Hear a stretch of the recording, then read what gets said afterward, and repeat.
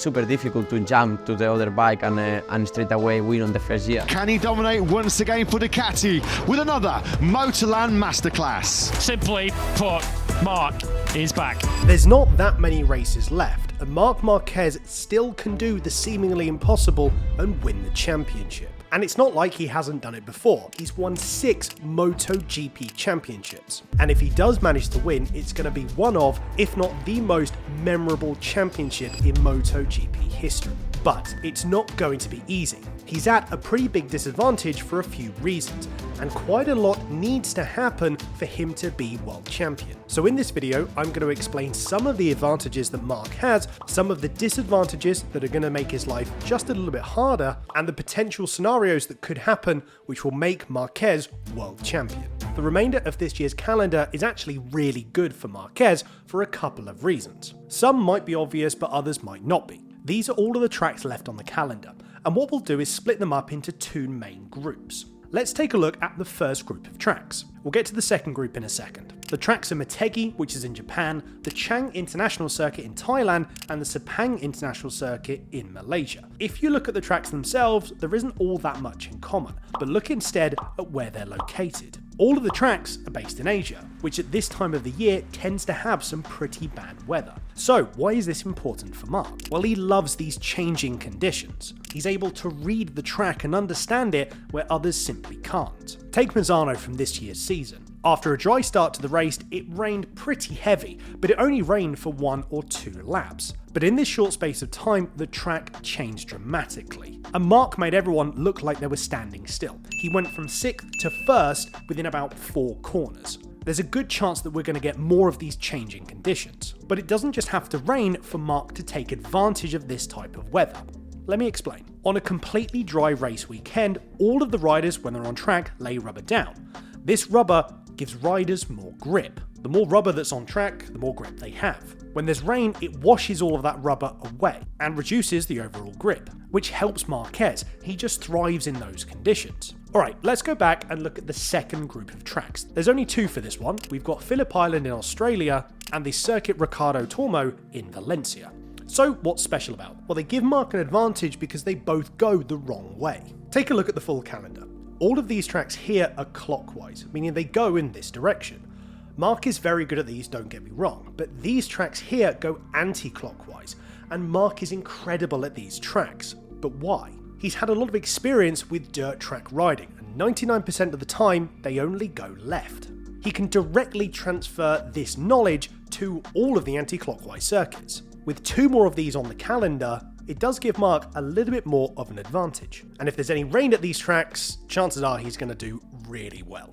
But just because the tracks are suited to him doesn't mean it's going to be a walk in the park. In fact, Marc is at a pretty big disadvantage, and it's not even his fault, it's to do with the bike. Take a look at these 2 bikes here. The bike on the left is Marquez's bike, the one on the right is Pecco Bagnaya's. They look pretty much the same, but Marquez's bike is actually around 12 months older than Pecco's bike. To understand why this puts Marc on the back foot, I need to first explain why he's on an older bike in the first place. Marc is racing for Gresini Racing in 2024, which is classed as a satellite team. These teams generally have smaller budgets, and they just can't keep up with what the factory teams can do, like Ducati Lenovo, for example. This also means they can't build their own bikes, so what they do is they rent them from a manufacturer. In Gresini's case, they rent them directly from Ducati. When a satellite team talks to a factory, they generally tend to rent year-old bikes. This help keeps the costs down and also helps with general maintenance. Now, all of the factory spec bikes are upgraded throughout the season. They get better aero components and engine components, and the engineers and teams are always trying to make these bikes faster. All of these small upgrades over a season make the bike a tiny bit better each time, and when they're all added together, the bike becomes a fair bit faster.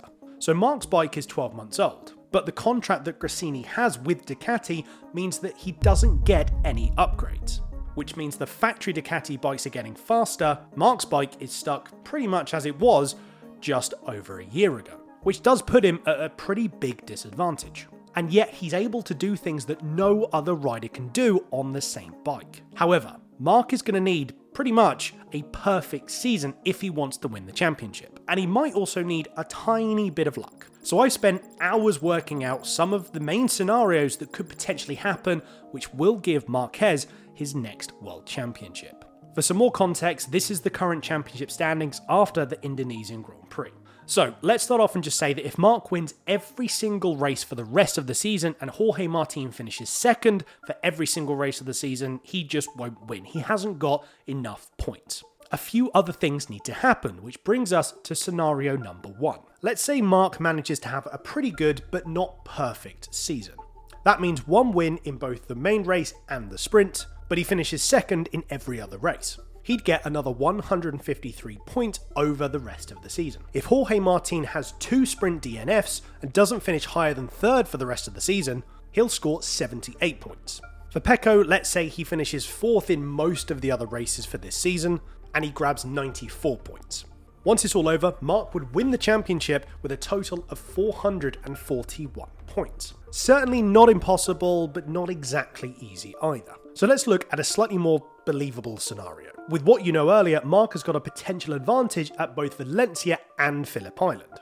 Let's assume he has a perfect weekend for both of these races, and he gets 2 sprint wins and 2 main wins.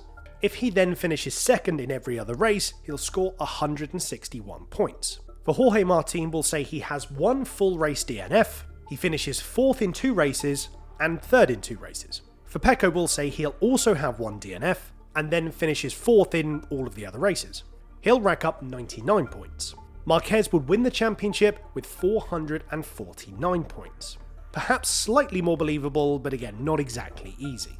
The final scenario is what needs to happen if Marc has a perfect rest of the season. Remember, we already know that if he wins everything else, he still won't be world champion, but he'll manage to score the maximum number of points on offer, which is 185. If Martin finishes second in every race behind Marquez, he'll need at least 2 main race DNFs. And if Bagnaia finishes 3rd in every race, he'll need at least 1 main race DNF. Crucially though, this will give Marquez the championship with a total of 473 points. So if any of these scenarios play out along with a million other possibilities, Marquez will be world champion in 2024. Although Marc might actually be handed the championship if his rivals aren't careful. The 2 main riders in the championship are Pecco Bagnaia and Jorge Martin. They're always on form and both just have incredible pace. Enea Bastianini is also a title contender, but I just don't know if he has the outright pace to contend for the title, but we can't ignore it. Over this year, we've seen countless mistakes from both Jorge Martin and Pecco Bagnaia. Pecco even said in an interview it's a championship of mistakes. For this season, Pecco's had 7 DNFs and Jorge Martin's had 4 DNFs. They just both seem to be allergic to leading the championship for some reason, and neither of them are making it easy for themselves. There is a small gap in the championship between those two and 3rd place, but they can't get too focused on each other. If they aren't careful, they may end up getting in each other's heads, which could allow Marc to sweep through without them realising it until it's too late. Like I said, we can't ignore Enea, but I'm using this video to talk about Marc specifically. Marquez is the king of mind games. Nothing seems to faze him, and it just doesn't seem like that's the case with anyone else on the grid. Remember, Marc doesn't need a huge amount of wins over the rest of the season. He just needs to keep showing up consistently. And this type of championship victory has happened before. This is Joan Mir, and in 2020 he became the Premier Class World Champion. But take a guess at how many wins he had through that season. Just 1. He kept showing up consistently, and in every single race he saw the checkered flag, he only finished outside the top 5 twice. Whatever happens to Marquez, he just gets on with it. And an incredible example of this is his comeback at Kota. You can find out exactly what happened by clicking on this video here. Thanks for watching, I'll see you in the next one.